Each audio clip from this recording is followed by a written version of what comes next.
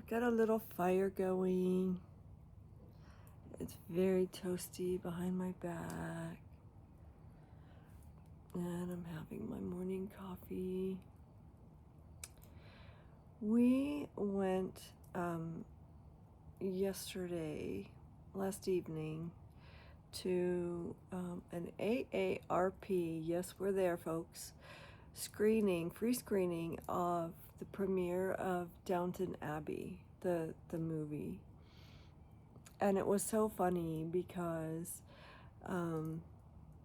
there I was with my own demographic, but I was just sort of struck by, like, this is me now. These are my peers. Like, it's so surreal for me. I still struggle to accept where I'm at in my life's journey. And yet what I noticed is that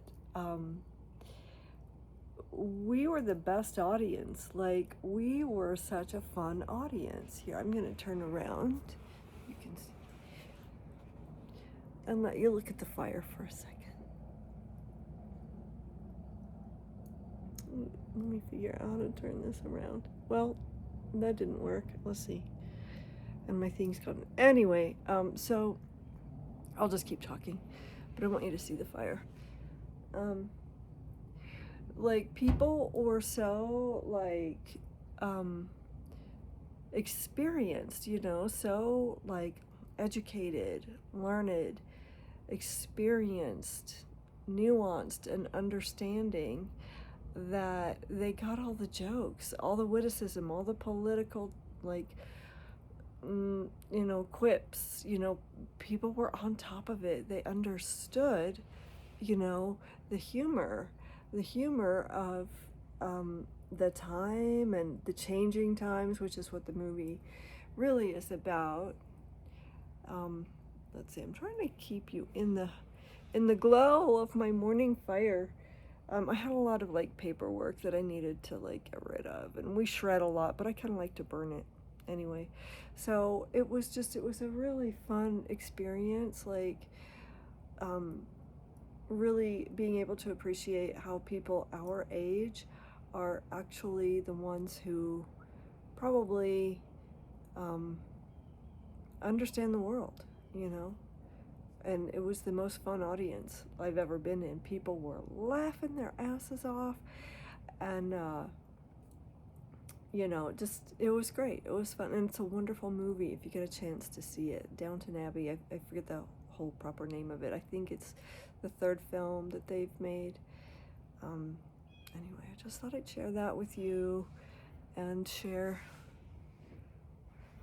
my morning fireplace and candlelight and coffee.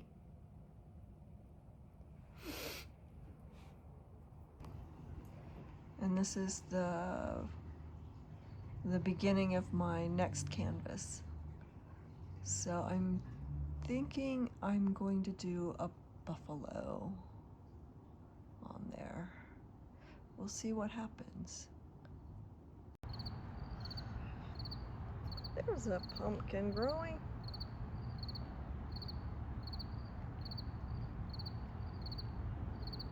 Might take it pretty soon.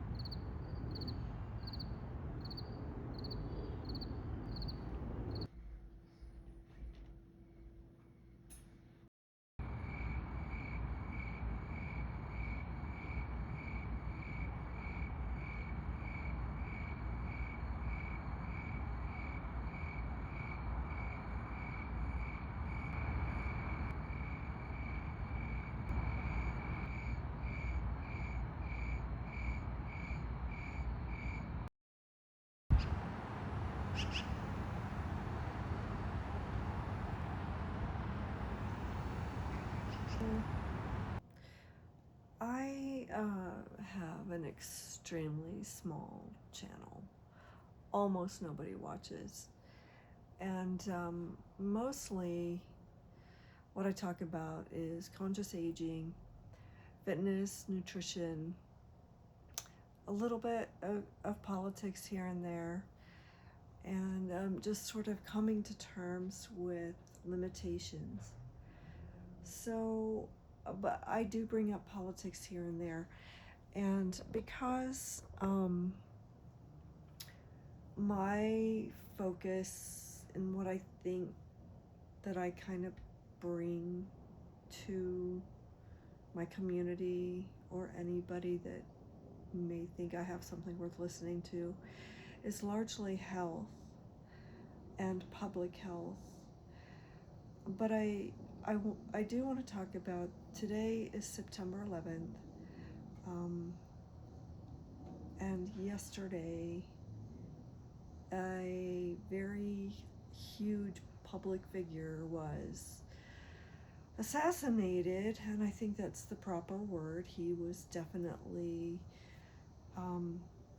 targeted and killed for his political views, though I do not think that a leftist or liberal did this. It's possible they may have. That seems to be the most, what would make sense, right? Because he was a far-right reactionary commenter,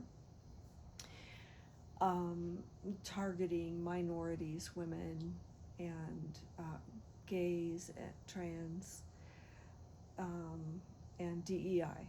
Those were his focus, the things that he railed against. I have a funny feeling that this was professional, and I know a lot of people are saying the same thing, and then other people are saying, oh, you're crazy, you just don't want to believe a leftist could do it. And that could be true. I don't think that these kind of things accomplish anything except further division. But I also am not going to say that political violence is never warranted.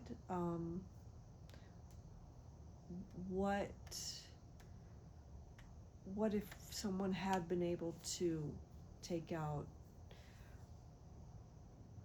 the Führer before he was able to enact his policies? I think that would have been a good thing. And I think that there's a theologian, a philosopher, Bonhoeffer, who struggled with that very thing. But this pundit was not quite that person, although I don't know that he wouldn't have been if he could have been. He certainly mirrored those policies. He believed that women shouldn't vote, that women's voices really shouldn't count. And so when people say he died for free speech, I'm like, not so fast, because this pundit also believed in the sanctions that were placed against Harvard University, Columbia University, and others for their pro-Palestinian activism, which was only part, only some of the students were engaged in that, and that was their free speech right. And he believed in sanctions against them, and he also believed that if they were here on student visas, that they should be deported. There's nothing criminal in speaking out against a genocide, but he supported the oppression of free speech for those who he believed don't belong here. He's very much a white supremacist, a sexist, misogynist, and also an advocate for open carry and things like that. So the fact that he sort of lived by the sword and died by the sword, I don't know. I don't feel bad. I mean, it was horrific. Those things. But brother said that he believed that there were some necessary costs. There were some unfortunate deaths that had to just be tolerated for us to protect the Second Amendment. Now, he became one of those unfortunate deaths that must be tolerated, but the right is not tolerating it. And they're all trying to blame all Democrats, you know? Statistically, it is white males, and particularly conservative, far-right, radicalized males, who commit the most violent crime and mass shootings, in particular, targeted crime in the United States. And this is not counting, just like crimes to like grab your purse or whatever, violent crimes associated with that, but targeted mass shootings or lone wolf acts of terror. White men. So we'll see. I think that there's probably a lot more to it than just some triggered leftist. But at any rate, I want to come at this from like a public health perspective. So what do we do about, how do we reconcile Second Amendment rights, which of course Democrats and independents and Greens also support, with safety measures? Because I feel like this was something that probably could have been, if it was just like a triggered lone wolf individual who fits the sort of typical profile for such an act, it could have been prevented with red flag laws, things like that. But